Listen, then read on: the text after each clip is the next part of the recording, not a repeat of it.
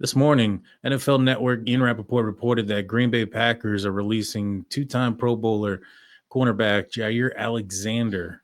And a lot of people have been looking at this as a potential pickup for the Pittsburgh Steelers.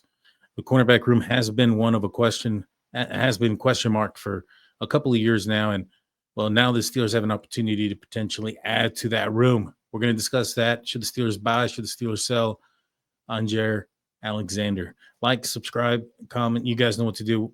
Welcome to the huddle.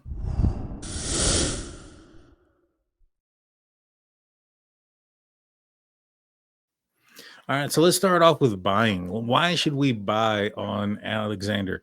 One, as I mentioned at the top of the show, the Steelers cornerback room has been one that has been a question mark for a while. Patrick Peterson was here for a year, Dante Jackson here for a year, and now Darius Slay signed a fully guaranteed $10 million contract for a year. There's not really much for the future. I know Corey Trice has been a guy that the Pittsburgh Steelers have shown some confidence in and hope in his potential, but that's just it. We've only had potential. Injuries have limited him from being on the field. And the Steelers are obviously, they went out there to get Darius Slay. To me, that tells me they're probably not in the market for cornerback 1/cornerback 2 at this point. I strongly suspect Slay is going to be cornerback 2, given the amount of money that he's making. But when it comes to Alexander, he's a speedier guy, which is something that I think that the Steelers have been lacking. He's only 28 years old, and I think he ran like a 4.38 in the combine. Um, you know, Last year, what the Steelers wanted to do with Dante Jackson was get a guy who had that top end speed, who had that speed to get down the field and cover with the best of the wide receivers and the fastest of the wide receivers in the world. And for the most part, he did a really good job until he had a back injury, and then he was in and out of the lineup. And then obviously he wasn't willing to tackle in certain areas, and it just kind of fell apart. But for the most part, up until the latter end of the season when injuries started to take a toll, not just, with Jackson, but also on the front end of things, you had, TJ Watt, who was out there, but he really wasn't a 100%. He was injured as well. He had some soft tissue stuff going on. Uh, the defensive line was atrocious down the line, or towards the end of the season last year, especially in the playoff loss to the Baltimore Ravens. So with that being said, you got some new guys up front. Pressure and coverage are best friends, right? They go hand in hand. You can cover up some ugly warts if you have for instance, a bad pass rush. If you have an excellent defensive back unit, you might force the quarterback to hold on to the ball a little bit longer just so that pass rush can get to him. And then vice versa, if you have an excellent pass rush and you have an excellent a defensive line up front applying at least minimal pressure and sacks, then you're probably going to get a trigger happy quarterback, a sketchy quarterback in the backfield, one that's going to be willing to get rid of the ball quicker, maybe not so accurate, and it's going to sometimes cause some decisions as well once you start having to speed up the mental clock in a quarterback's brain. Some mental lapses can be made. You can disguise some things, and like I said, it's a happy marriage, or it can be a terrible thing that ends in a horrible fashion, as we saw at the end of last season, in my opinion. So overall, if the Steelers brought him in, he's probably going to command quite a bit of money. That's one of the reasons why the Green Bay Packers ended up dropping him.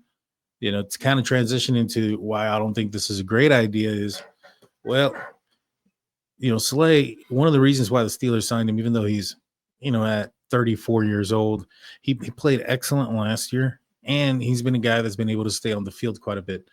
When we look at Alexander, the former first-round pick of the 2018 draft of the Green Bay Packers, he started off really good. 2018, 13 games. 2019, he had 16. 2020, he had 15. And then he dropped down to 4. Then he had 16 and 22, but then he's in the last 2 seasons, he's only played 7 games in each season, dealing with some injuries along the way.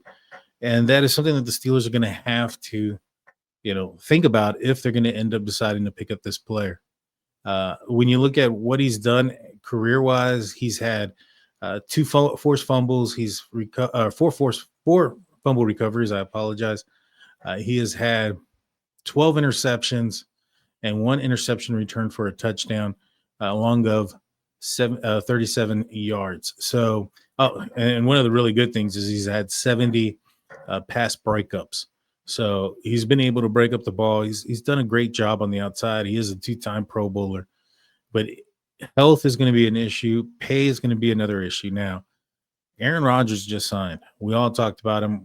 I'm going to talk about him here in a little bit on the Hangover.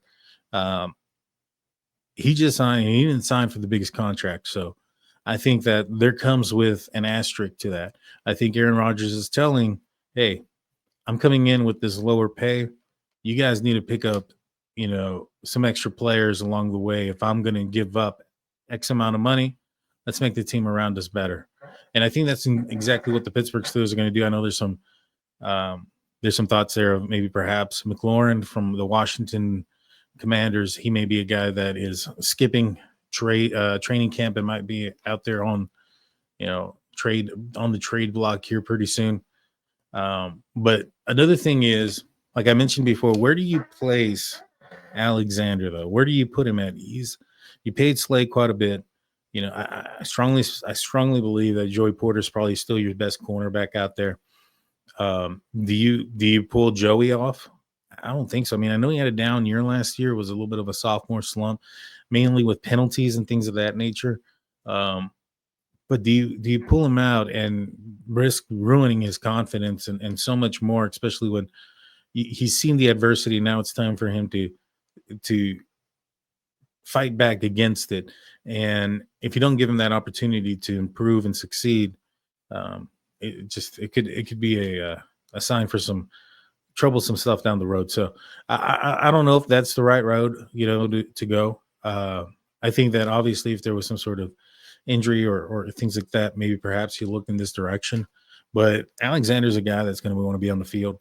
He's not a slot corner. Neither is Darius Slay. Neither one of them played much in the slot. I think they've played a handful of snaps in the last year in the slot position. I think 5 for Darius Slay, 14 for Alexander in the slot. So it's not a lot of plays that they are playing in the slot. These are outside cornerbacks.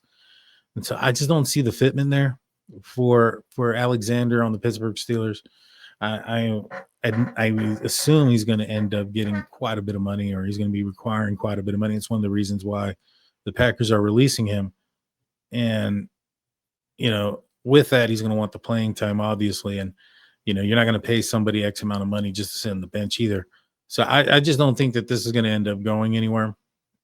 I'm going to go ahead and sell on this one. I mean, if he ends up signing, I'd love it. I just don't think that the Steelers are going to do it. You know what I'm saying? I think that they're happy with Corey Trice and Darius Slay, battling it out opposite end of Joey Porter. And like I mentioned, the money talks. So it's a high possibility it's going to be Joey Porter and Darius Slay on the outside. I know. Darius is old. He's 34 years old, and it's not something that a lot of people like to hear. I mean, we all saw Patrick Peterson just kind of, not be the same at the final end of his career. We saw Dante Jackson last year with the back injury in the second half of the season just not be the same. So hopefully Darius Slay has one more year in him, at a high level, and that the Steelers can build around him. But I'm going to go ahead and say I'm going to sell on this. I'm not buying, guys. Let me know in the comment section. You buying, you selling? How do you think you would fit? Who ends up getting dropped if you end up selecting Alexander? Tomorrow, guys, I'll be back on. We're going to start just dropping these videos in the evening. I think in the evenings when we get more traction. Also on Wednesday, guys, myself, Nathan Hines from In Hindsight, we're going to be doing a unofficial Steelers podcast for old time's sake. So make sure you guys catch that, like, comment, subscribe. You guys know what to do. Until next time, peace.